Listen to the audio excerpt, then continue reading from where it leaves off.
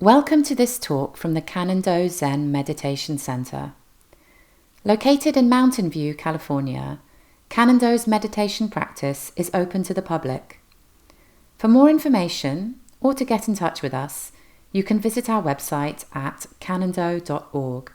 That's KANNONDO.org. Good evening. Tonight, I would like to talk to you about being centered and about arriving at correct relationship. What does that mean? Buddhism sometimes talks about non-attachment, and that often is interpreted as being detached from people or circumstances. That nothing matters, that things are an illusion. This is considered one of the misunderstandings of Buddhism, a nihilistic view, and yet it often is one that many Western practitioners of Buddhism adopt as being everything is an illusion and nothing matters. And that can lead to feeling that, being uncaring to others around us, or showing reluctance perhaps to make a commitment. Since nothing really matters, it's all an illusion, why should I do anything about it? But also, for those who look a little deeper into Buddhism, there are other concepts, such as in Mahayana Buddhism, of the maternal mind, the mind of a mother watching over her only child, or grandmother mind, or the Bodhisattva vow that Lee just recited for us, of saving all sentient beings, vowing to save all sentient beings. Now, that does not sound very detached. That shows a lot of commitment. So which is it? Well, I've been thinking about this, and perhaps it is a little bit like some of you may have had or may currently have the experience of taking care of a teenager. Now, as you know, this is quite a complicated matter, and the teenager may not always be loving or caring towards you, and yet you are still its parent. You care, even if they're slamming the door, but you also have to be able to step back and be a little bit objective and dispassionate.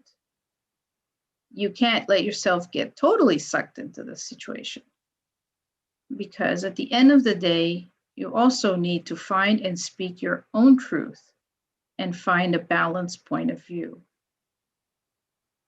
And also they are also searching for and finding their own truth. And the best way to help them is to know who you are. You have to find your seat. Buddha talked about the ayatana, inhabiting your home or your seat. Later in China, Kaz Tanahashi taught us about the character ding being used to indicate enlightenment. And the character means decided, settled, or certain. Now, it seems that it's all great to be decided and settled, but what to do about the situation that everything is changing? Things are not always unmoving. In fact, they're constantly moving. Conditions will certainly change, as was well recognized by Buddha and named. You do not control all the factors affecting a situation. In fact, you may not even understand all the factors affecting the situation. People or events may do things or make decisions for many reasons, not having to do with you. That does not mean, however, that you are excused from having responsibility. You need to identify and feel into your truth and stay with that inner sentiment that guides your actions. Not everyone may like it, or in fact, maybe no one will. Suzuki Roshi said, "Make your life one continuous mistake." You have to have an intention, a direction to move towards your own truth. and perhaps to acknowledge that someone else has their own truth, perhaps a little different from yours, like the proverbial elephant that looks slightly different from different perspectives. The character for Zen is made up of a radical for spirituality and another portion of the character that indicates simplicity. Always loved this, simple religion. And sometimes it is simple. And sometimes it seems so very complicated. Perhaps it has to adapt somehow, as it did many times from India to China, then China to Japan, and now to the US, and Europe, and Australia, and even back to Asia, because it has changed so much.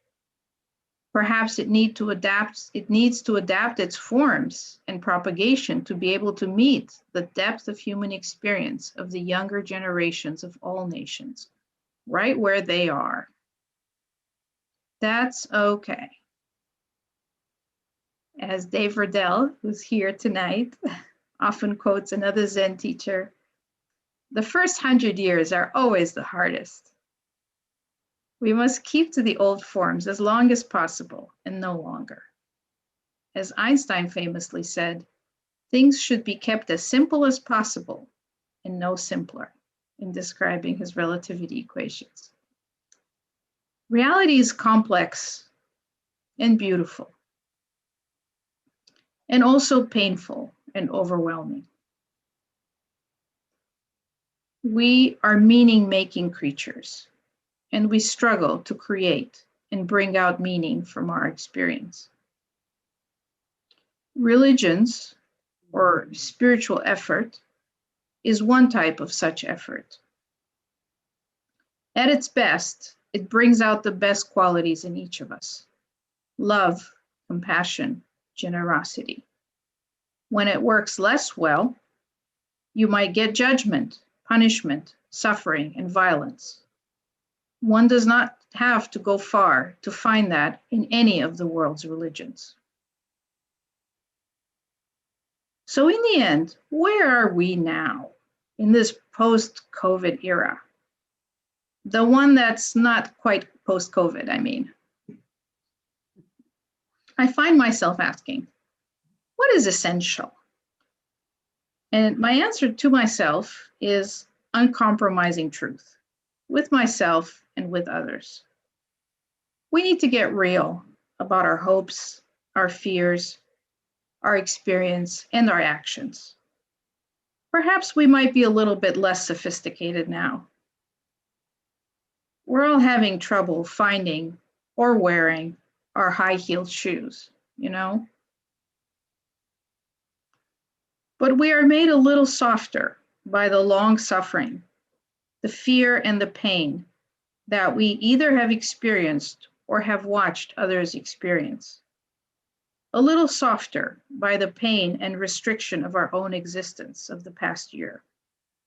And maybe a little more responsive, a little more willing to meet each other halfway, to work in community, and for the benefit of both ourselves and others, for the humans as well as perhaps for those non-humans, and for our beautiful, sweet, ailing planet. Time will tell if we are learning the lessons well. Thank you. Any questions or comments or additions? I got one. You want a question? Yes, please. Why? Hi, Brenda. I just logged in at around 8 o'clock.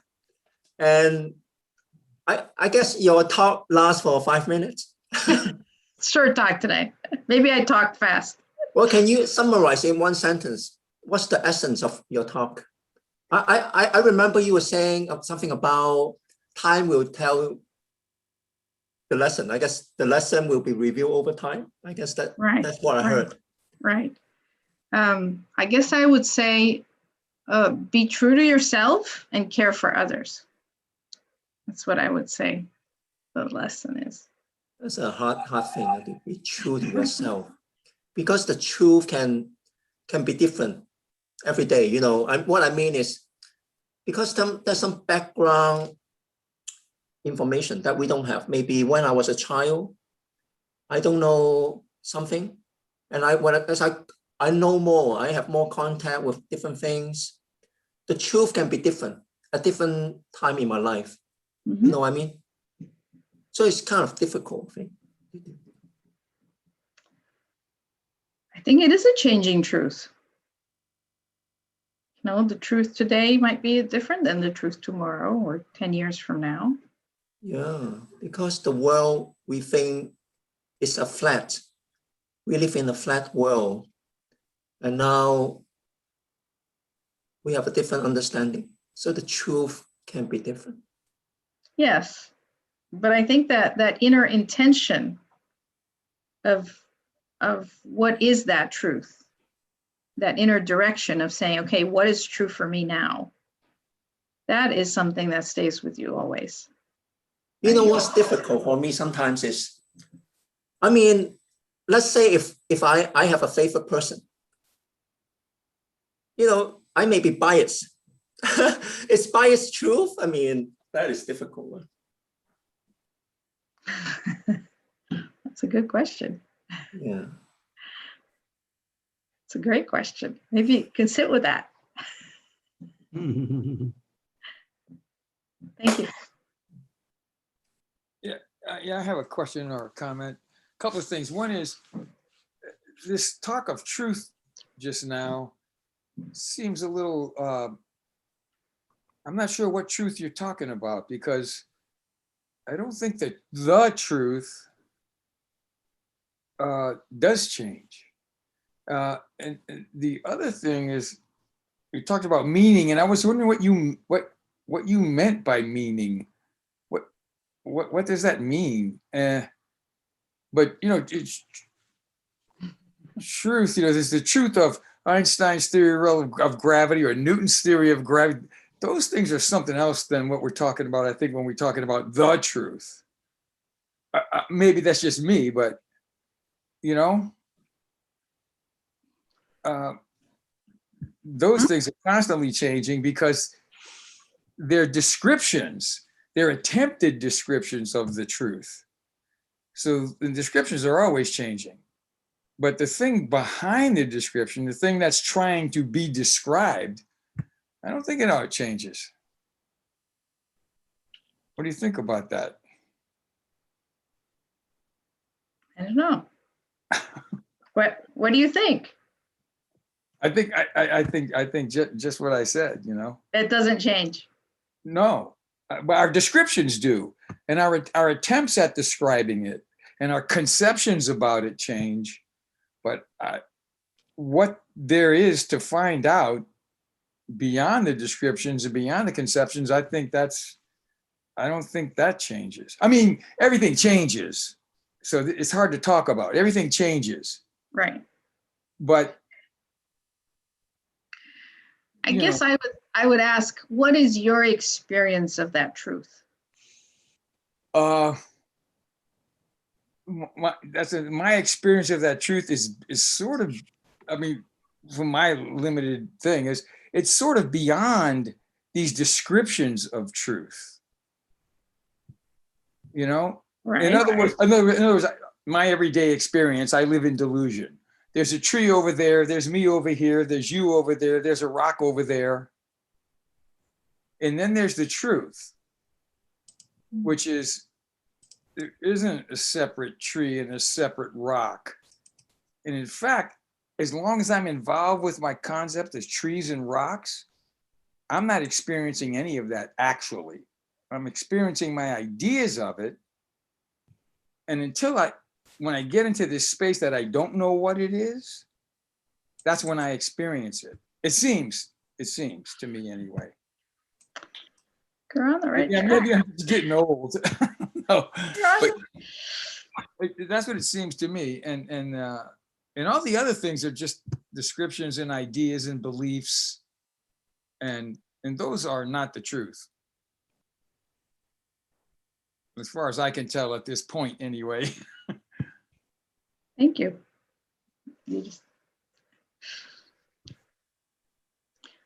Dave? Well, I think that Don is actually making a very important and subtle point. There's this sort of popular conception of science as being a search for the truth, in the sense that we'll just keep working on our theories and eventually our theories will be the truth. Mm-hmm. Of course, what they really are is useful descriptions that are working pretty well so far. Not to disparage science. Any of you who know me know I would never do that. But I think, Don, if I were going to try to sort of touch on with words the thing that you're asking about, does the truth change? The truth that you're talking about, I would say, encompasses all space and time. And so there's no notion of change outside of it. It, by definition, including all of time, it doesn't make any sense to say that it changes. Does that sort of resonate with what you're asking? Yeah, that too. But even more sort of personal is that what there is to find out that results in what I would call liberation, which is the liberation from my beliefs and my ideas and my concepts. The delusion of those things, believing that that's reality, that truth doesn't change. I have a question, Don. Yeah. What is true for you right now? Sky is blue and grass is green. What is true for you right now, sitting in that chair? I'm talking to you. Yeah, no, but what do you feel right now? What is your truth right this minute? Just what I'm saying. As you're sitting in that chair. Experience. I'm actually, the light's a little harsh in here. Okay, now we're getting there. Yeah. The light's a little harsh in here. Yeah. That's right. That's right. Yeah. Now you're getting closer. Yeah. But that that has nothing to do with any ideas, that I might have. I could go get into then. Let's see, there are photons emanating from the tungsten metal or whatever inside the light that are striking my optic nerve, and that's a description. Right. What is your experience? Yeah.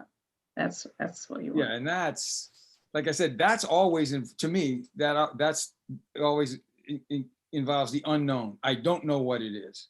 Mm. And when I don't, as long as it's a bunch of photons impinging on my optic nerves, I'm not experiencing it. Mm. But if it's just, wow, it's very bright, Right. I don't really know what that is, Mm. really. Mm. But I'm experiencing it. Mm. But if I think I know what it is, my experience is I'm not experiencing it then. Which is kind of strange. I know, sounds weird. Maybe it is. I don't know. Thank you. Thank you. That's right. Well, let's see if anybody else has any comments, and we can keep going also on the discussion later. Yeah. Yes, Marcus. Brenda. First of all, thank you for the talk. And I had a question. You mentioned non-attachment and relationships. It's something I struggle with the concept with, because relationships, especially romantic relationships, by definition involve attachment. And so, or your relationship to your children or your relationship to your parents, how do you maintain a relationship without attachment?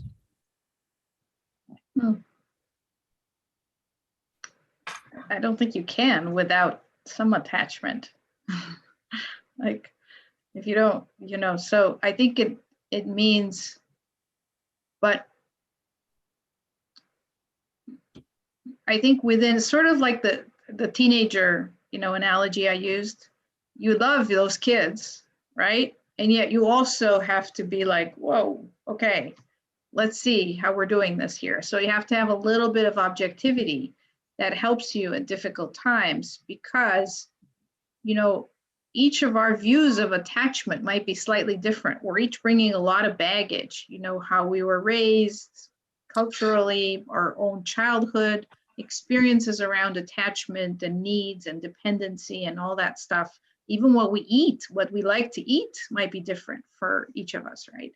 Or how we sleep, or how we everything, right? So how we talk, how we, you know, engage in all of our day-to-day engagements. So you have to you bring some mindfulness to that, so that even while you're attaching, you're also adjusting around each other, right? So you're like a little octopus, you know, that movie, My Octopus Teacher. I love that movie. But you're constantly, you know, you're saying, okay, I think this is it. Is that kind of fitting with what you think? And then they kind of come back here, and then you sort of adjust. And you have to, so in that process, there's the attachment and there's slight detachment to be able to readjust. You're not going away. You're just kind of like finding the fit, you know, and you have to be able to let go to a little bit to find that fit. So I think within a relationship, there's both attachment and detachment a little bit, you know. That's kind of my take on it. I don't know if other people have better ideas.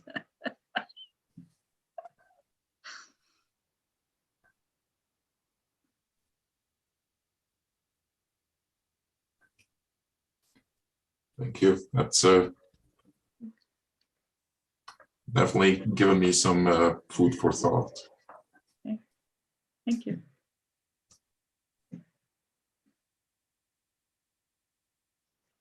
Lee? I think addressing Don's question of, you know, what is real right now, isn't this why we sit and we're with this breath and this moment?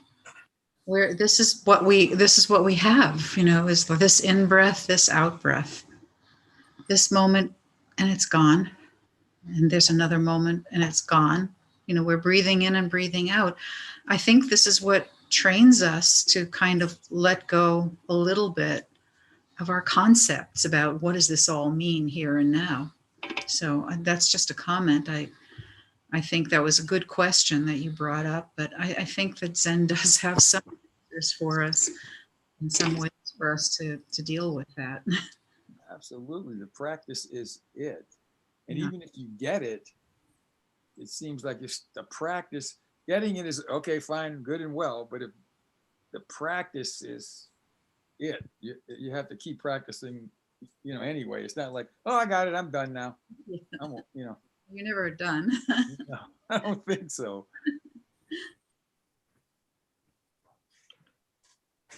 Dave? Yeah, I did have something I wanted to say, but I just wanted to respond to what Don just said.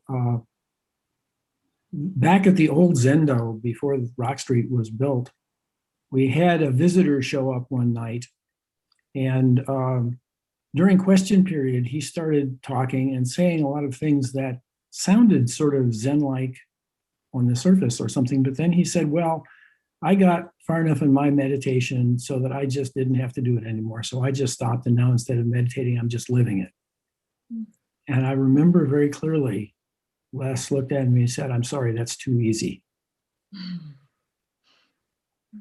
And that's always stuck with me, that moment, you know. You're not done with your practice, sorry.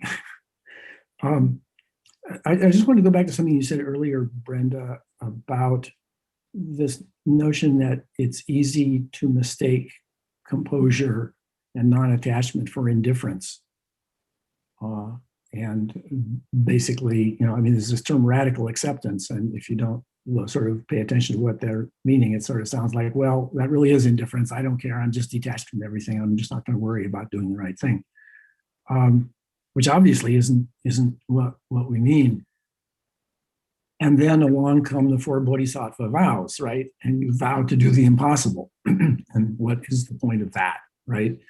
And I've always thought it's sort of like a koan. You know, the point of a koan is not to come up with the tricky solution to the puzzle that you might find in the back of the book. The point of the koan is thinking about it, is being mindful of it, sitting with it. And in terms of the whole impossibility of the vows, I remember when a bunch of us spent some time at Tassajara, and the Tanto in the Zendo was a fellow named Greg, who I don't remember his last name, but he gave a wonderful Dharma talk. And the specific thing that I remember about it was at the end, the sort of concluding line of the Dharma talk was, when you hear the suffering of the world, help the one who's right in front of you. And I wonder if that kind of an understanding might illuminate a little bit. I mean, if you look at the four bodhisattva vows, right? Beings are numberless. I vow to save them. How about this being right in front of me right now could use my help? I vow to save this being, right? Delusions are inexhaustible. Well, this delusion in front of me is really kind of giving me trouble. I think I'd better sit with it for a while, and so on. I mean, I think, the Buddha way is unsurpassed. I vow to realize it. Well, that's the biggest one of all, of course. And as long as we're going in the direction that this tells us to go, rather than lusting after the result that we know is impossible, then maybe that's the point of the bodhisattva vows. Wonderful. Okay, thank you. Dennis? Brenda, you mentioned a quote of Suzuki Roshi that I've never heard before, which was, make your life a continuous mistake. Can you say what you think that means? I don't know what that means. I don't know what that means either. I think it means, and I'm not 100% sure if it was Suzuki Roshi or another Zen teacher who said that, maybe. But I think it was, but I think it means that you don't worry about, there's always sort of the moment after you do something, you're always going to be able to look back, be like the quarterback, what is it, the Monday morning quarterback, and go, well, could have done it that way, could have done it this other way, maybe that would have been a little better. And that, you could doubt yourself and really kind of get in your own way, where, you need to certainly approach things as mindfully as possible, but that the intention is that you're expressing yourself, you're acting in your best effort, and you're like, yeah, you kind of slipped a little to the left there, and you're like, okay, the next one I'll kind of go a little to the right, but I'm going to keep walking, right? And it's that kind of effort to keep showing up, to keep walking, that helps us to find our path more clearly. I think that's what it is, even if it's perfect in the rearview mirror, if it's imperfect in the rearview mirror, which it always will be. Thank you.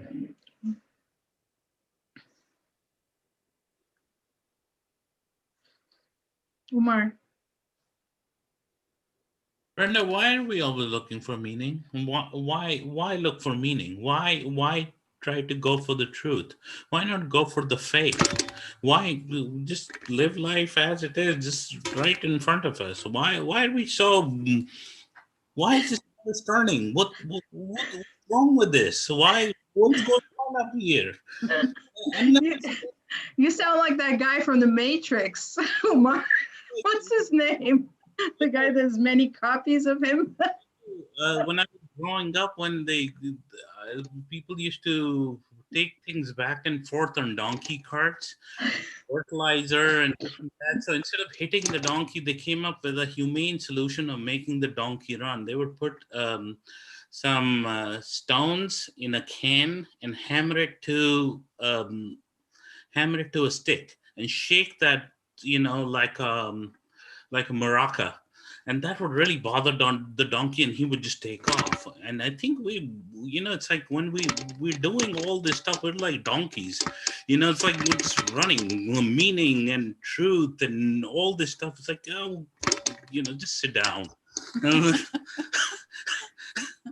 That's how I see it. Just sit down and just meditate, for God's sake. So come back to your stillness, and go from there and stop stop running around with all these rocks in your head that are making you crazy. That's how I feel about it. I've started seeing it like that. It's like, meaning. And so what about going for things that are completely false? Why not go for things that, when we're asking about that question, why not ask for that? Why not ask for, why not go towards suffering than, running towards pleasure? Why not go towards pain than go towards, something that alleviates pain? Jump straight into the heart of the, alligator and the mouth of a tiger and do things like that. Why ask all these questions? Why do we ask all these questions? It's like, why is this necessary? When it Why, Umar, why are you asking that question? when it comes to putting out the fire, do you ask, why am I putting out the fire? You just put out the fire. You just do it. It's like, that's what it is. It's like, it's like, this is how I was seeing it. It's like, it's like we've got too many rocks going around in our head, and we make ourselves crazy. I think that's more about it. It's more about the illusion. And I think this is what our practice is, that we sit down and we say, okay, we'll stop making these rocks move and take care of business here. We need to get down to business. That's how I see it. This is our life, and we have to just, I think there's too much. I mean, this personally, I think that the whole, pandemic has made us a little bit kooky, all of us. And, we've forgotten what joy is, what enjoyment is, and I think when we live in joy, we live in spirit. And when we live in spirit, we live in zazen. To me, that's also a very important thing that we keep forgetting about, that our practice brings out a sense of joy. Mm. We all have to remember that and not lose sight of that. And that is, to me, the essence, be happy, be grateful, and live in joy. That this is our life. This is, I don't know how much time I have. I don't know how much time anybody has, but what we have is each other, and what we have is what we, how we live with each other. Mhm. Children, with our spouses, with whoever we have in our life. I think, and we should be grateful for what we have. And I think that's where, to me, that has started to change my life recently. It's like I've started to look at all the things that I'm happy about. I mean, the other night I was coming back home and I was thinking of all the crap that I've gone through, all kind of violence that I've gone through. And I was like, I said to myself, damn, I'm still here. I made it past that, all of that. Wow, isn't that a miracle? And to me, that was the biggest miracle that there is, that I was able to recognize that. And this is after so many years. It's taken years and years to come to this realization that this life is a miracle for me. It's beautiful. Thank you. Thank you, Umar. Thank you. Thank you.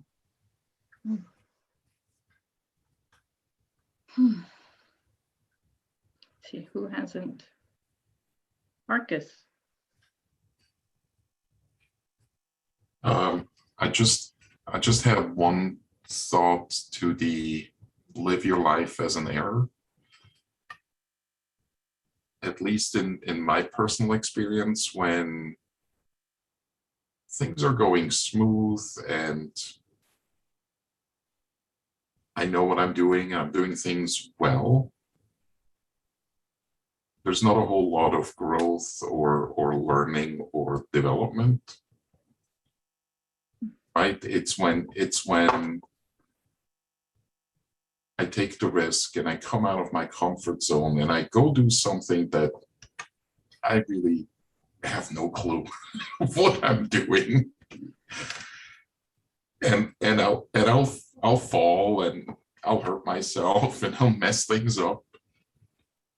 But there's a tremendous amount of learning and growth and development there. So maybe one aspect of it is the only, for most of us, I think, the only way we're going to grow and maybe get a little closer to wherever it is that we're going is through trial and error, through making mistakes, through making a mess of things. Mhm. Mhm. That was my thought, to live your life as a constant error. Kind of beginner's mind, huh? Thank you very much. Any other questions or comments? Last comments? One last quick one. Yeah, done. About things mattering in detachment. You know, people say, well, since it doesn't matter, what the hell? But that's making it not matter then. And if it really doesn't matter, then it doesn't matter that it doesn't matter. You I know? like that. I like that. Thank you. You know, because it doesn't matter, so the hell with it all. Well, that's making it not matter. Right.